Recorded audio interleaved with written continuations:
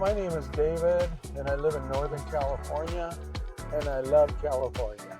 I think a lot of people make fun of California, but I've been here all my life, and I really do love it. So I just went and picked up my wife's lunch. We needed some lunch, and I was doing YouTube videos, so I was editing so much, I just got really enthralled in it, and I missed her. Normally, I like to go out around 12 o'clock, and it's already 1:49. So just having too much fun. So anyway, I wanted to talk about the ladies at the uh, spaghetti place. They were saying that my wife had come in there. I think she went in there with her girlfriends, and the one lady who's been working there for such a long time, she is really astounded at how young my wife looks. My wife is like 63 years old, and we've been married. This will be our 37th year that we've been married.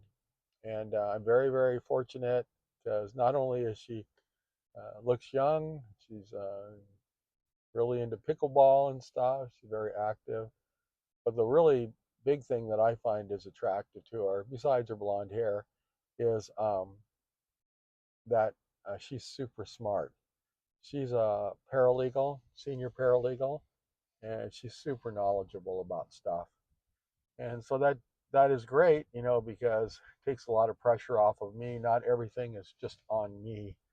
And like when we figure out trips and stuff, that um, most of the time I don't need to get involved. She pretty much knows how we're going to do or what I like or what I don't like. We were invited to go to a wedding down in Scottsdale, and it was starting to become really tough for my son because we were saying that we were going to go. And my son, I think he didn't want to go or felt like he didn't want to because, well, number one, he hadn't talked to the guy in 10 years. They were really good friends in high school, but they don't stay in contact. And the other thing was the amount of money. He wanted to keep it down, below $600 for a trip down there and then go sit at their wedding and then come back. I could see that everybody was struggling, even including my wife. So when I went down stairs yesterday, I told my wife, so what are we going to do? Have we figured this out? And it was going to be a lot more expensive for us because I think we were going to try to rent the room in the car. But she was saying it was going to be maybe more like $1,000 to $1,500. And now she was kind of worried whether we should do it or not. And I said, well, I think what we should do is just make a decision right now that we're not going to do it. Because, yeah, it would be nice to go, but it's such a long distance. And I think we're putting pressure on my younger son to feel like he has to go because he's the one that's friends with her. So I told my wife, I think we should pass on it. And so I could see that she was relieved too, just in knowing that. And then I texted my son and I told him, yeah, we kind of changed our mind. We're not going to go. And so I think he was relieved because then he didn't feel like he didn't have that pressure that he had to go. And although it would be nice to go there, I mean, I literally haven't talked to the person for maybe 10 years or his mother. She ended up getting a divorce and then she married another guy. And then we just don't even see her. She's not that far away from us. And she does come to visit her parents. But it's just really weird, I think, how sometimes people do come in and they go out of your lives, depending on what your connection was. And the connection with them was high school, and especially high school basketball. It got kind of bad because they were on varsity, three guys, my son being one. And because of this crazy coach that we had in our senior year, he actually let the other two guys go, and this is the one that's going to get married. And so when he let him go, it was really, really tough, for my son because here they wanted him on the varsity team, but not the other two guys. I think a lot of it had to do with their shortness. They weren't. I've heard coaches say, I can teach you a lot of stuff, but I can't teach you tall. So if you're not tall, that's going to be really hard to coach. that you're going to be able to win, have a winning team. So it's just really sad, the whole thing. There's so much politics involved with it. I'm really glad we were out of it, actually. And then when they were going to go to college, all three of the guys were going to go together, and all of them got accepted to Golden Gate University. I wasn't that crazy about it because I didn't know really you know, what their rating was compared to other uh, schools. I mean, but it was inexpensive, and they do have scholarships, and my son would have gotten it.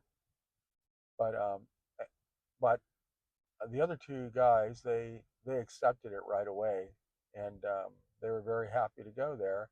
But my son had numerous places that he was accepted, and one of them, which was really impressive, was Cal Poly, San Luis Obispo. It's very difficult to get in there. You have to have good grades. You have to have foreign language, which was Japanese. There's just a lot of different variables you have to do. And we had a lot of friends that wanted to get into Cal Poly, but they couldn't. And then my son got into it. Now he had to make the decision: does he go to Cal Poly or does he go to Golden Gate? I mean, uh, Golden Grand Canyon University. Or does he go to Grand Canyon University? And so it was hard because his two buddies were going there. They were going to be roommates, and they wanted Matt to be a roommate too. But in the end, you know, he made what I consider the right decision. Went to Cal Poly, got a great job right out of college, and then he actually got another great job that he's working at now. So all of it was, he's an analyst. So all of it works out for a reason.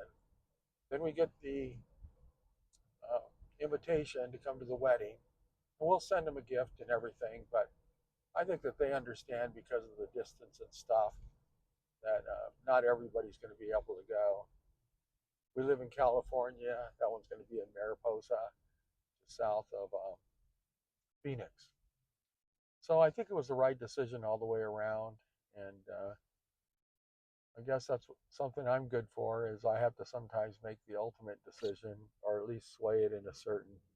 I'm pretty decisive, you know, if you give me the facts on things. I think it has to do with, I used to be in business, and just I'm good at making decisions. So my son was really relieved, I think, because now he didn't have that pressure that we were going, and maybe he should go and maybe he shouldn't go. And if it was around town and it was not that big of a deal, that obviously we would have all gone. But the airline flight, hotel room, you know, a car, the meals, and going there and maybe not even talking to him, but only seeing him during the ceremony, I think it was just too much.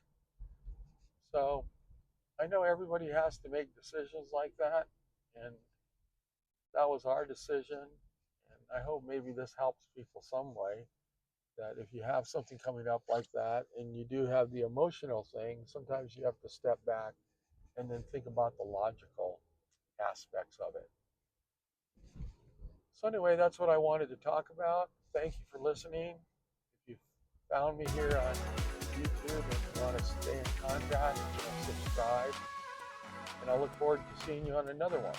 Thank you much, and have a great day.